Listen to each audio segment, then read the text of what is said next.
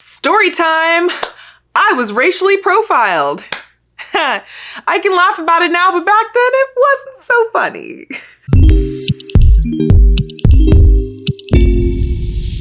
Last year, I made a video on how to get a full ride to law school, and in that video, I talked about the importance of having an impactful personal statement. I truly believe that while my LSAT and my GPA were good, they were decent, my personal statement is truly what pushed me over the edge and into that pool of applicants that not only got to go to law school for free, but were granted scholarships on top of that. In that video, I got a request to hear more about my experience where I was racially profiled and which inevitably led to me getting into a car accident and prompted my personal statement. So today I will not only be doing a story time of what happened, but I will be reading you my exact personal statement that I used when applying to law school and which got me a full ride. So let's get right into it. Receiving my first car after having worked so long to save up for it was extremely rewarding. It wasn't a Bugatti, a Range Rover, or even a Toyota Camry, but it was mine and something I was very proud to have worked for. Being one of the few Black families that lived in a predominantly white neighborhood, we stood out.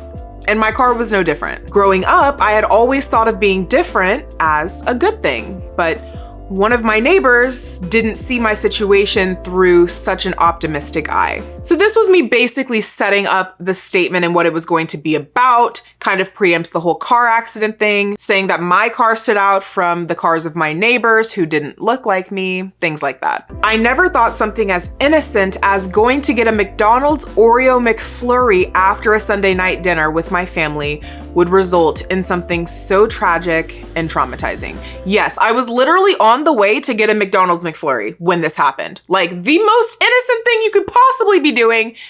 And of course, I was 16 and had just gotten my car 4 days prior. My then 12-year-old sister was next to me in the passenger seat, anxiously awaiting the delicious ice cream. The McDonald's was 5 minutes away from my home, but little did I know that 5 minutes was going to feel like 5 seconds as another car chased me out of my neighborhood and rear-ended me. So yeah, this all started in my literal neighborhood, maybe, I don't know, a few yards away from my house. I mean, it's crazy, truly. While en route to McDonald's, I had an idea that someone was following me, and my suspicions were confirmed when I came to a stop at a stop sign. So something I didn't include in here, because again, you're trying to be short, you're trying to be concise, you're trying to be descriptive, you're trying to pull the reader in, right?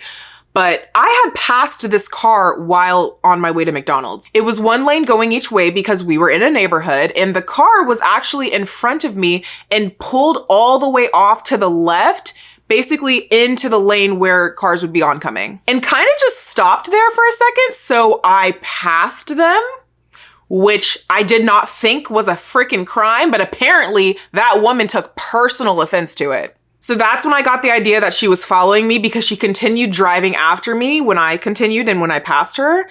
And I ended up turning on another street, and that's where I had stopped at that stop sign that I mentioned in the statement. I glanced at my driver's side mirror and saw a woman stop behind me, get out of her car, and dart toward mine in such a way that the only thing I could fathom to do would be to turn and start speeding away. I wish I had fluffed this story up. Like, this is all accurate. Everything I have in here literally happened. We're at the stop sign. I see her get out of her car in my side view mirror, and I'm like, is this lady walking toward my car right now?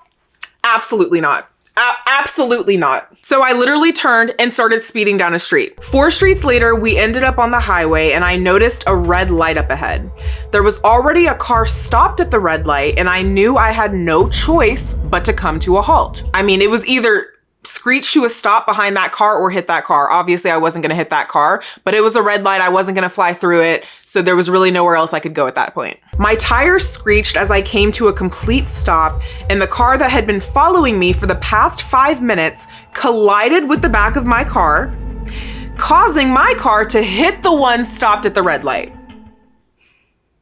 So I'm sure you can just imagine how I'm feeling at this moment. There were no tire screeches, no skid marks, and no signs of her having even put her foot on the brake. In shock and trying to maintain my composure for the sake of my little sister, I frantically called 911, fearing for my life and unsure if the woman's mission was complete. Okay, side note, I actually called my mom first because what 16-year-old does not call their mom when something happens?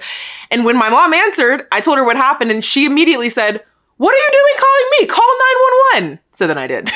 As the 911 operator spoke to me through the wait for the police and the ambulance, the woman approached my car and stared at me through my window as if I were an alternate species she was seeking to eradicate. Very proud of that sentence. I am. When I literally tell y'all, I saw her, again, side view mirror walking toward my car, and this is exactly how she looked when I turned and saw her through my window.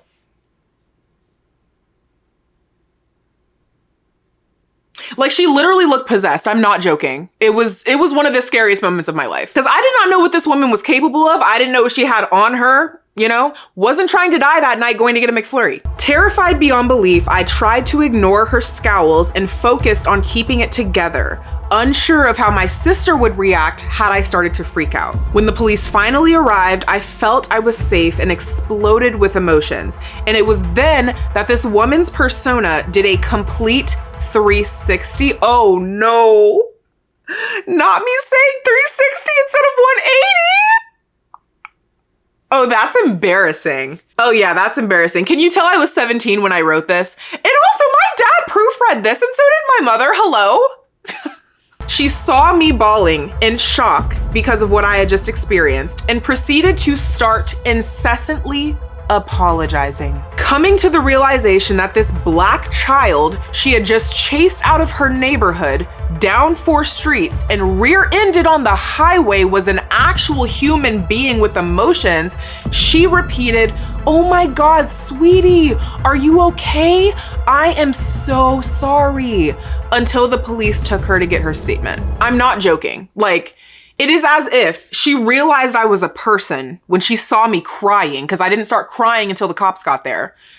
And something just snapped in her brain that was like, oh, what did I just do? It was the weirdest thing I've ever experienced. The woman ended up telling the police that she saw me driving erratically and was trying to get my license plate number to keep the roads safe. Let's unpack that a little bit. Did you not have an opportunity to get my license plate number when you were following me on the first street we were on? Did you not have an opportunity to get my license plate number when we were stopped at the stop sign? I don't know. Make it make sense. Also, please explain to me that if you see somebody driving erratically and your solution is to hit them, if you see somebody driving erratically, your solution is to drive erratically, to get them to stop driving erratically. I mean, come on, guys. Like, it was literally the most ridiculous thing I've ever heard. Fortunately, the officers had enough sense to see right through that story, and she ended up paying for the damage she had done to my car, the car in front of me, and the therapy sessions I partook in following the traumatic event. 2 things I want to note: the car in front of me ended up being my friend's dad or grandpa, I don't even remember, but he knew who I was. And that just, oh my God, thank God, because he was able to tell the cops that I did not hit him, that I had stopped and then got pushed into him, which was really helpful. Also, I'm obviously a lawyer now and wasn't back then. Neither were my parents. And oh, what irks me to this day is that we did not sue her. Like, my poor parents, they didn't know, I'm sure. But today, oh girl, the amount, you don't even want to know the lengths I would have gone through to extract every single asset she had, because crazy, racist, crazy, okay? At the time, I had never personally experienced true racism. I had seen the appalling news broadcasts about Black men and women being killed and never receiving justice. I had heard from my ancestors the horrifying experiences they dealt with growing up during the time of segregation. But as an African-American woman, I had never experienced it firsthand. I awoke as the car behind me plunged into mine at the risk of my sisters in my life. My eyes were opened as I saw a white woman glare at me, looking disgusted that a person with my skin color dare operate a vehicle. My life changed as I came to the realization that not only had I been racially profiled, but racism is very much alive and very much around me. So in this statement, that concluded the section where I was kind of just talking about what happened. I thought that was a really powerful way to end that portion. And now it was time to bring it all home and connect it to my future legal career. Since being singled out in my own neighborhood, the fear of being alienated because of my race in my career had always been in the back of my head. However, this worry has only pushed me harder to advocate for minorities and do what I can to incorporate them into the legal field. I have made it my mission to take every opportunity I get to inform minorities that we do not have to fall victim to society and the outrageous discrimination we face on a daily basis. We are the change the world needs, and it is our duty to speak up and enlighten those who are ill-informed. I am grateful to have the opportunity to do this every day with our clients at the criminal defense law firm that I intern at. I am thankful I get to constantly hone my speaking and leadership skills as a captain in the Florida State mock trial program. Okay, I just realized I was not 17 when I wrote this. I definitely said that earlier. I was very much 20, 19. Still no excuse for the 360 earlier. Because of this, I was given a chance to speak at a meeting of the Black Student Union on behalf of the mock trial program. I now hastily await the day I can put all of my determination and knowledge to use in a courtroom as an advocate for minorities.